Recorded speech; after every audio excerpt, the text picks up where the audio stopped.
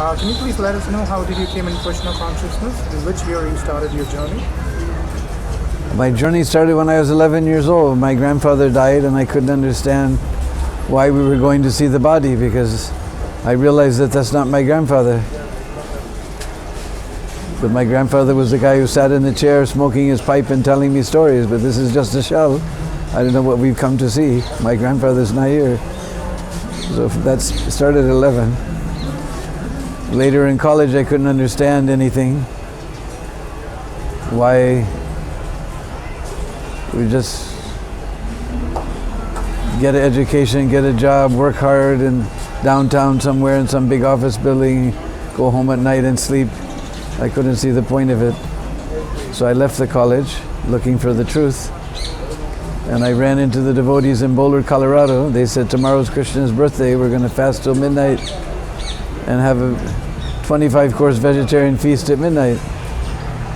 And they didn't even have a temple. They were staying with some hippies in a real log cabin about 30 miles outside of Boulder in a place called Longmont, near Longmont.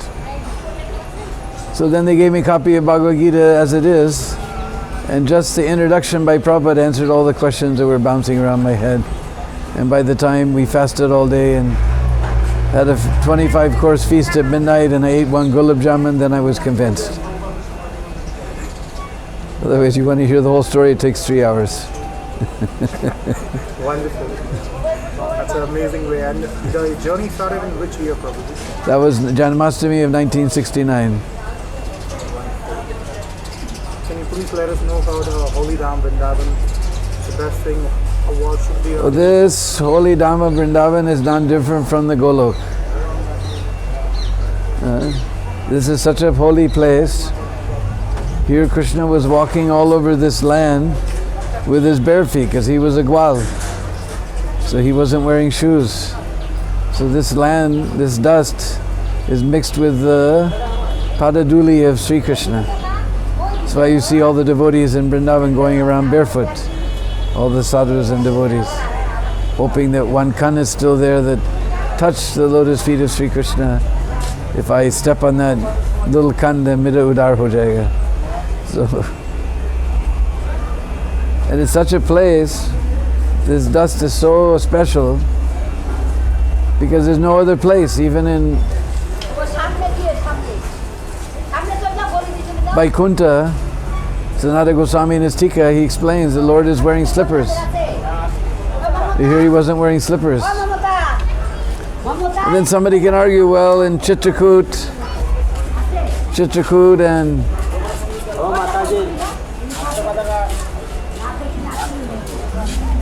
other places, Panchavati, Lord Ram and Sita were walking barefoot, Lakshman. So we may find other tirth where Lord was walking barefoot, but we won't find other tirth where Lord ate the dust of this place. Because we know there's pastime in Brahmandagat, where Balaram and all the cowherd boys told Mother Yasoda, Lala's eating clay. And Krishna denied that they're just making stories, so we may have some doubt whether Krishna ate clay or not. But there's another pastime where there's no doubt, because Krishna became all the cowherd boys and calves in the Brahma Vimohan Leela. So it wasn't discovered for 1 year, so after a few months those calves stopped drinking milk from their mothers. They began to eat grass. So this such holy dham, Krishna was eating the grass of this holy dham. And grass means there must be some dust. And calves are very greedy, they just rip up the grass from the roots, so that dust is coming, they're eating the dust for 6 to 8 months. Krishna was eating the dust of this holy dham. It is such a holy place. Here, lying down is paying dandavat. You just lie down, it's paying dandavat. It is such a holy place. And Prabhupada said, here automatically Krishna consciousness is revealed to anyone who remains in Vrindavan. So that is why it is such a special place. Great. Thank you so much for enlightening us with the importance of Holy Dham Vrindavan. The second last question.